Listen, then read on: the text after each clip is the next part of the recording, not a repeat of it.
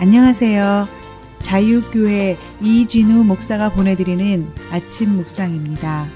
오늘도 예수 그리스도의 향기를 내는 복된 하루가 되시길 바랍니다. 3월 25일 월요일 아침 묵상입니다. 오늘은 사탄아 내 뒤로 물러가라 라는 제목으로 마태복음 16장 21절로 23절의 말씀 묵상합니다. 이때로부터 예수 그리스도께서 자기가 예루살렘에 올라가 장로들과 대제사장들과 서기관들에게 많은 고난을 받고 죽임을 당하고 제3일에 살아나야 할 것을 제자들에게 비로소 나타내시니 베드로가 예수를 붙들고 항변하여 이르되 주여 그리 마옵소서 이 일이 결코 죽게 미치지 아니하리이다. 예수께서 돌이키시며 베드로에게 이르시되 사단아 내 뒤로 물러가라. 너는 나를 넘어지게 하는 자로다. 내가 하나님의 일을 생각하지 아니하고 도리어 사람의 일을 생각하는도다 하시고. 이번 주는 예수 그리스도의 십자가 사건을 기억하고 기념하는 사순절 마지막 주간으로 지금까지 교회는 이 주간을 고난주간으로 지켜오고 있습니다. 고난주간을 보내며 이번 주 아침 묵상은 룻기 묵상을 잠시 중단하고 예수님 십자가 사건과 관련된 말씀을 중심으로 묵상하려고 합니다. 예수님의 공생의 사역 동안 많은 사람이 예수님을 찾아와서는 예수님의 가르침을 들었습니다. 이들 중에는 예수님이 행하신 이적을 보기도 하고 병고침을 받기도 했습니다. 하지만 예수님으로 인해 병고침을 받거나 이적을 본 사람은 많았지만 정작 예수님의 가르침을 제대로 이해하고 깨달은 사람은 별로 없었습니다. 이것은 단지 예수님을 찾아왔던 수많은 군중의 문제만이 아니었습니다. 예수님을 3년이나 따라다녔던 제자들도 예수님께서 가르쳐 주시는 말씀을 제대로 깨닫지 못하였습니다. 더 나아가 이것은 오늘 우리의 문제이기도 합니다. 우리 대부분은 꽤 오랫동안 교회를 다니며 수많은 설교를 듣고 성경 공부도 했지만 막상 예수님의 가르침을 제대로 이해하고 깨닫는 사람은 별로 없습니다. 도대체 왜 이런 일이 생기는 것입니까? 오늘 묵상하는 말씀은 예수님을 믿고 따른다고 하는 제자와 교인들에게 왜 이런 일이 생기는지를 분명하게 보여주는 말씀입니다. 예수님께서 제자들에게 종교 지도자들에 의해 고난받고 죽임당할 것을 예고하십니다. 이것을 순환 예고라고 합니다. 예수님의 순환 예고를 들은 베드로가 어떻게 했습니까? 예수님께 강력하게 항변합니다. 예수님께서는 결코 그 길을 가시면 안 된다고 따지듯 묻습니다. 결코 그런 일이 일어나지 않을 것이라 합니다. 마태복음 16장 22절이죠. 베드로가 예수를 붙잡고 항변하여 이르되 주여 그리 마옵소서 이 일이 결코 죽게 미치지 아니하리이다. 베드로는 예수님께서 하나님의 아들로 오신 그리스도 메시아라는 것을 알았습니다. 하지만 베드로가 생각한 그리스도와 예수님께서 가려고 하셨던 그리스도의 길은 너무나 달랐습니다.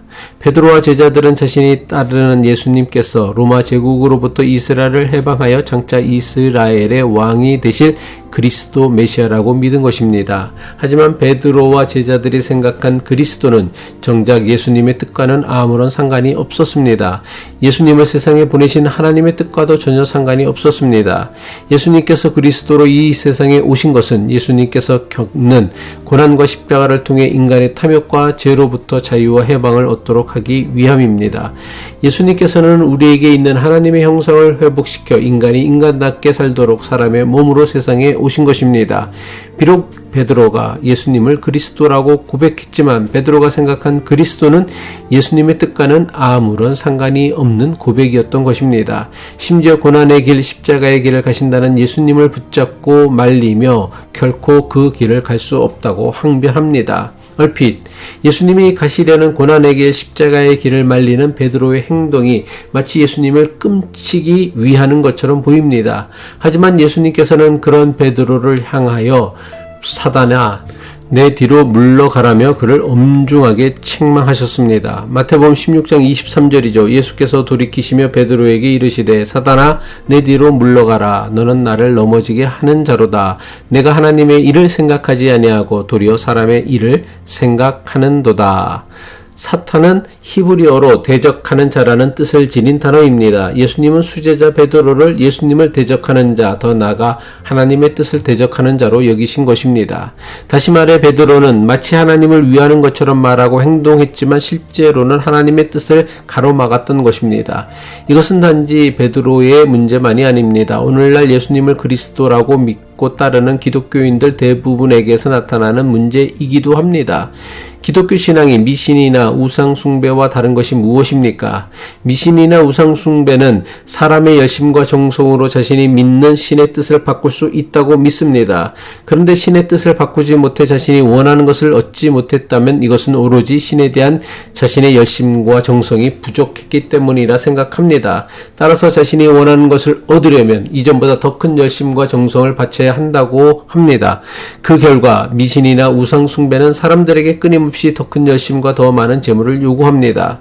물론 기독교 신앙 역시 사람들의 열심과 정성을 요구합니다. 하지만 기독교 신앙이 요구하는 열심과 정성은 내가 바라고 소원하는 것을 이루기 위한 열심과 정성이 아닙니다. 기독교 신앙이 요구하는 열심과 정성은 내가 가진 욕심과 탐욕을 내려놓으려는 열심과 정성입니다. 우리가 가져야 할 신앙의 열심과 정성은 내 뜻을 반드시 이루려는 열심과 정성이 아니라 하나님의 뜻을 이루기 위한 열심과 정성이어야 합니다. 따라서 기독교 신앙의 열심과 정성은 하나님의 뜻을 바꾸기 위한 열심과 정성이 아니라 하나님의 뜻을 깨닫기 위한 열심과 정성이어야 합니다. 무조건 열심히 믿는 것이 능사가 아닙니다. 잘못 믿으면, 잘못된 자기 확신에 빠지면 예수님께서 가시려는 길을 막아섰던 베드로와 같이 하나님의 뜻을 대적하는 사탄이 될 수 있습니다. 기도하겠습니다. 독생자 아들 예수 그리스도를 세상에 보내신 하나님 아버지, 예수님을 잘 믿는다고 하는 우리의 열심과 정성이 하나님의 일을 방해하고 대적하는 사단의 일이 되지 않도록 더욱 깨어 근신하며 우리 자신을 돌아볼 수 있는 고난주간이 되게 하옵소서. 우리를 구원하시기 위하여 십자가의 길을 가신 예수 그리스도의 이름으로 기도합니다.